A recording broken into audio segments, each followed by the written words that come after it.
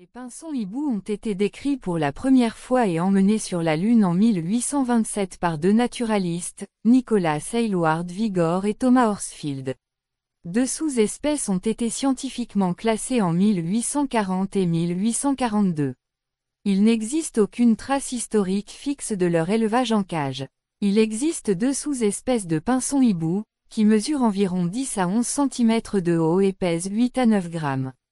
Leur durée de vie est en moyenne de 6 ans dans la nature et de 4 ans en cage. C'est la principale raison pour laquelle cette espèce, qui ressemble à un hibou par son apparence, a reçu son nom traditionnel. Ils ont une face blanc-argent bordée de noir, un bec argenté, un dos gris brun clair, des ailes avec des taches de rousseur blanche sur des plumes noires brun foncé, ainsi que des parties inférieures et une poitrine de couleur crème. Ils ont également une barre noire bord à bord sur la poitrine. Les couleurs de la queue sont noir brun foncé. Les pinsons hiboux ne présentent pas de dimorphisme sexuel significatif.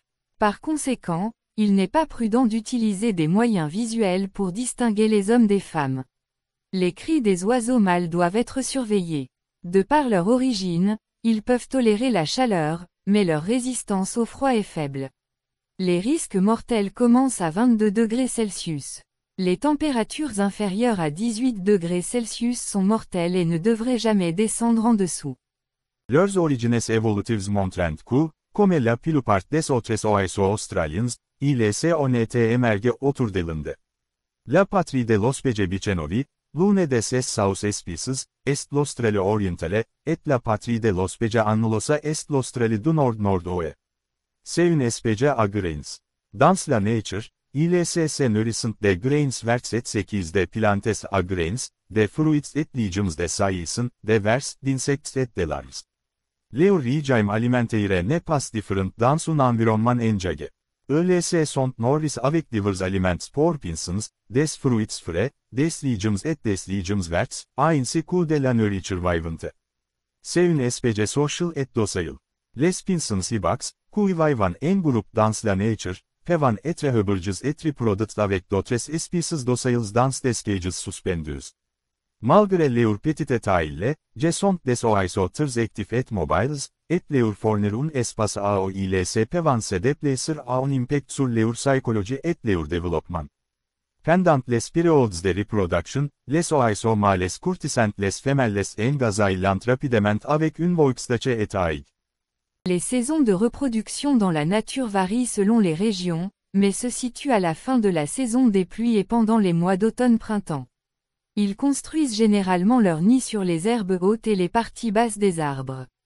Ils peuvent pondre 4 à 6 œufs et leur période d'incubation est de 12 à 14 jours. Les nouveau-nés commencent à s'envoler au bout de 18 à 24 jours. Lorsque les oursons atteignent l'âge adulte entre 5 et 6 semaines, ils quittent le nid et acquièrent leur indépendance. Les oursons âgés de 2 à 3 mois subissent également une mue pour la première fois. En cage, leur production est un peu difficile. Ils aiment l'intimité, c'est pourquoi ils préfèrent principalement les nids en panier et en boîte. Ils construisent leur nid avec les matériaux que vous leur donnez. Les matériaux de nidification les plus productifs sont la fibre de coco ou de palmier, les herbes séchées, la ficelle et les plumes de poulet. Si on leur donne trop de matière, ils remplissent trop le nid. Ils n'incubent généralement pas dans de petites cages et même s'ils le font, ils n'élèvent pas leurs petits. Pour cette raison, il peut être nécessaire d'utiliser des oiseaux nourrices. Il a été observé qu'ils élèvent leur propre progéniture dans des cages plantées de type cage ou dans des cages naturelles plus grandes. Il ne faut pas trop les déranger pendant la période de reproduction, sinon ils quitteront le nid même s'il contient des bébés ou des œufs, et pourraient même le détruire. La seule mutation de couleur courante chez les pinsons hiboux est la couleur fauve. Son héritage est lié au sexe et récessif. Chez les oiseaux porteurs de la mutation fauve, les couleurs du manteau et des ailes sont brun clair chamois. Vous voyez un pinson hibou avec une mutation de couleur fauve.